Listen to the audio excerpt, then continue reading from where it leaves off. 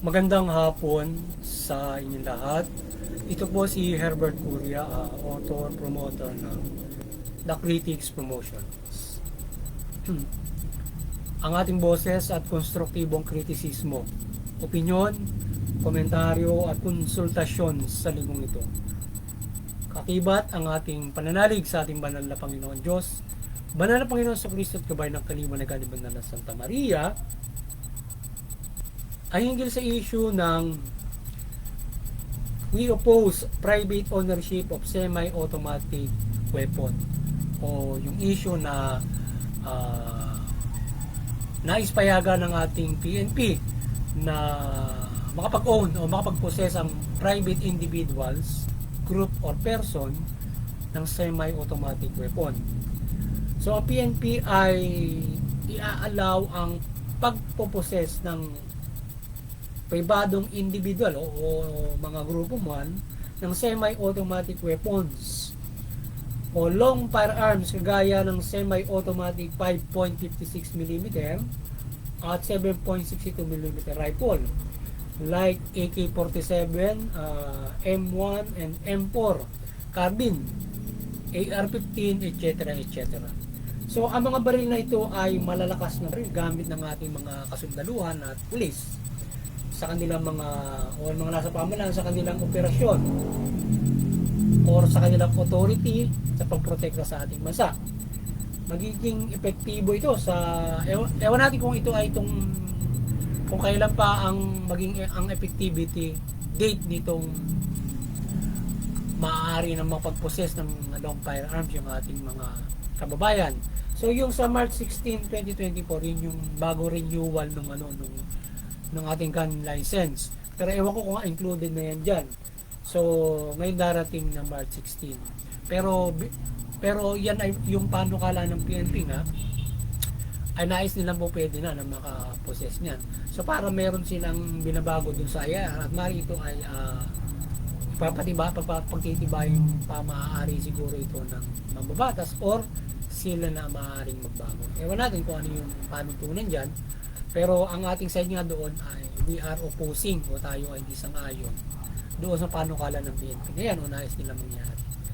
So, ating sinusuportan yung ibang mambabatas kagaya ni Senator Amy Marcos, ibang mga mambabatas pa. So, ang ating ilang mambabatas mula Senado ay tutol dito o nais na baguhin ang batas para dito. Hindi nila gusto na magamit ito sa kasamaan sa ating bansa at ang iba naman ay nais na ang dapat lamang ang magkaroon ng mga baril na ito. So yung ilang senador natin aayaw kasi nga problema yan, maaari magdulot ng kaguluhan.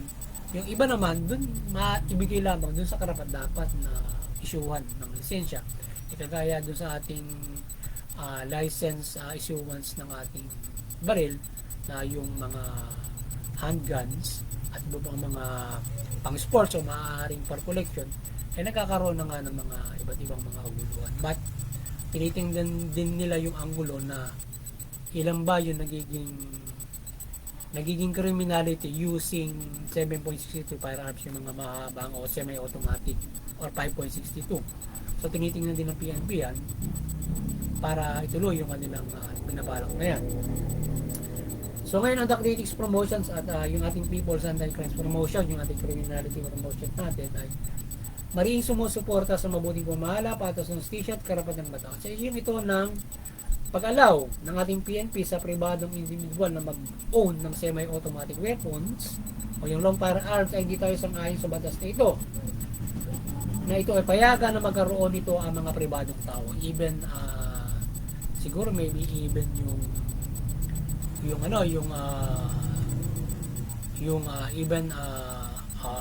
grupo pa nga or mga negosyante na hindi karapat-dapat makapag-own ng semi-automatic rifle. So siguro ilan lamang yung po pwede, pero yung individual, yun ang mabigat doon, hindi dapat sa individual. Pero siguro, kung ito ay isang malalaking negosyo na dapat mayroong ang semi-automatic rifle, kagaya ng mga halimbawang mga anong tawag dito, yung itong ating mga nag-handle ng ano, ng mga nagdi-deliver ng ano, ng mga pera sa bangko, mga ganon. So po pwede siguro sila mag-handle ng semi-automatic doon kapag gano'n ang negosyo. Na yung mga armor band, yung mga ganon siguro. Pagka yun, maaari siguro ang protection noon to protect the ano ba, yung mga pera. Ganon, semi-automatic siguro. O maaari siguro sa mga, pero siguro doon sa mga bangko maaari, pero siguro tama na yung firearms na hindi ganon, or mga handgun, pero in protecting from the masasamang loob. So ang mga pag-aari nitong malalakas na baril na ito ay malayang magagamit lamang ng lubos ng mga politikong abuso at mahilig sa kapangyarihan upang gamitin sa karahasan sa kanilang pamumuno sa lugar o para panatilihin yung kanilang kapangyarihan. So maarmasan nito ang ilang mga tao nila, lalo na at maaari makaposes ng 15 firearms or more ang isang tao. So maarmasan nila ng Armalite o carbine o AK-47 ang mga kanilang mga amuyong o tauhan sa politika. Yan. So hindi naman siguro pinapayagan na armasan ng mga semi-automatic rifle ng ating mga politiko. Siguro handyan lang yung kanilang mga bodyguard. Ilan na siguro binabayagan ng ganon.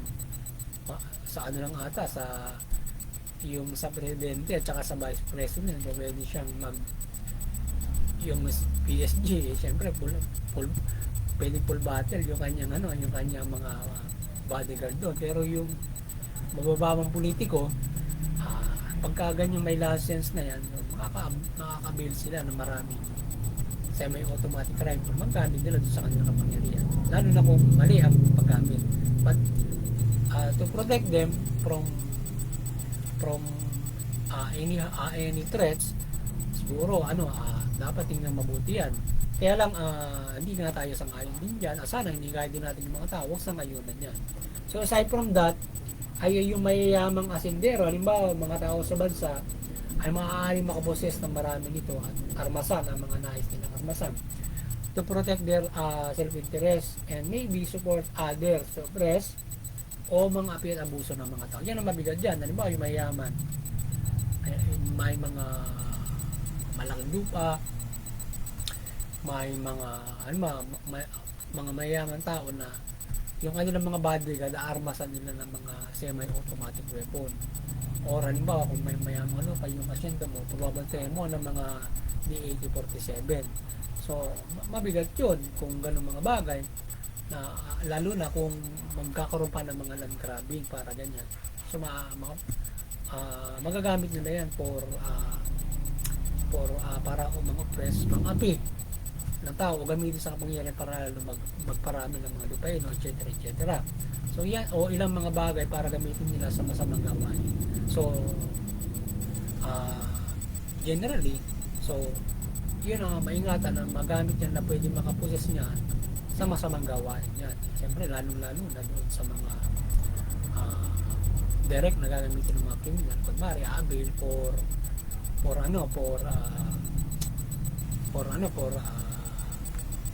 meron lang silang sarili ganyan, pero mga yung pala gagamitin na sa masama. Even though kahit pa nababalistik yun, so maaari pa rin gamitin sa hindi mabuti. So yung mabigat dito kung may permit to carry pa ito, ay madadala ito ng mga bodyguards ng mga politiko, mayayaman, etc. So ipinagbabawal na yung private armies, pero kung ganito maaaring maialaw ang semi-automatic rifle, malaya lamang sila makapagbubuo ng private armies with licensed guns pa na semi-automatic rifle, diba? So kung lalo makapagbubuo ng private armies yung ating mga politiko, with yung 15 high-powered semi-automatic, mayroon kang ganung 15 semi-automatic sa mga tauhan mo, malakas ka na. Meron mo isang unit, 2 unit ngayon para protektahan ng isang politiko, diba? So kaya medyo mabigat. So aside from that, ng mga powerful tao na maaaring makaposes niyan ay ang mga maaari makabili niyan na pwedeng magamit sa krimen at hindi mabuti at hindi magprotekta lamang sa pamumuhay to laban sa kriminal o para sa pagninegosyo. So, ang nangyayari sa Estados Unidos na maraming mass shooting gamit ang assault rifle ay malinaw na hindi dapat ibasa o i-allow ang ganyang ownership of gun. So, yun, sa ibang bansa, ganun ang ginagamit ko. Kaya yun ang delikado kapag ginamit niya sa mass shooting, yung semi-automatic, kesa dun sa handgun.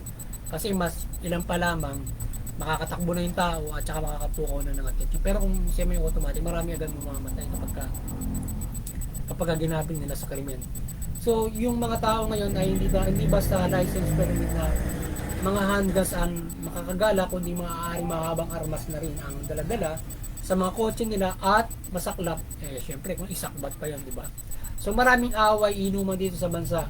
So, maging mga bars ay talagang kung may semi-automatic ang isang umiinom sa bar, syempre, delikado yon. Dahil kapag nag-away, maaaring kunin niya sa kotse, ibaril niya doon sa kalaban, at maaari makadamay pa ng sibilyan. So, in the other hand, kumpiyansa naman tayo sa ating kapulisan at sundalo na kaya nila na i-source out o gapiin ang maaari mag-amok o gamitin ito sa kasama. Subalit, tiwala tayo dun sa ating kapulisan enforcement. Kaya nilang gapiin yung mayroon yan na maaari gamitin sa masama. Even in any criminalities o mga ganon. Kaya lang, ay ang dapat maiwasan ay ang makagawa ng krimen gamit itong semi-automatic, lalo na ma-shooting. So, prevention for this is not to allow it at hindi basta maibigay ito sa karapat-dapat na tao. So, ang korupsyon sa bansa ay malala kung kaya't ang mabigat kaya't ang naiibigay kaya't kung maibigay ito sa tamang tao ay hindi natin ito makukumpiyansa, lalo na sa politikong abusado. So, yun. Kaya dapat ay yung prevention ang pinaka mahusay na para maiwasan na ay magamit sa kriminalidad, wag payagan na mayroong makapagpalisensya ng ganyan. So, muli, naway gabayan ng Banal Santa Maria ang ating pamahalaan mula PNP sa kanilang mandato at maging ang ating mambabatas hinggil sa usaping ito para umiral at mapairal ng kapayapaan at proteksyon. Naway mapagdesisyon sila ng waso rito. So, yun. So, yung kaliwanagan ng Banal na Santa Maria ay gumabay sa ating lahat mula pamahalaan at mga mayang Pilipino.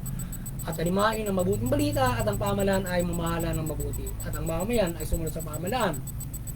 Sa gayon, makabumuhay tayo ng mapayapa ayon sa ating karapatan at maunlad na pamumuhay. Sa gitna ng mga taong liko-liko ang pamumuhay. So, yun. Muli ay, yun, tayo ay maliwanagan ng lahat at tayo ay makabumuhay ng mapayapa maunlad. At yung mga mamamayan sumunod sa pamahalaan, yung pamahalaan mamahala ng mabuti. Kaya muli, sana nakapagsabaw naman tayo ng konstruktibong kritisismo, opinyon, komentaryo at konsultasyon sa linggo. Maganda po sa inyo lahat at ganda.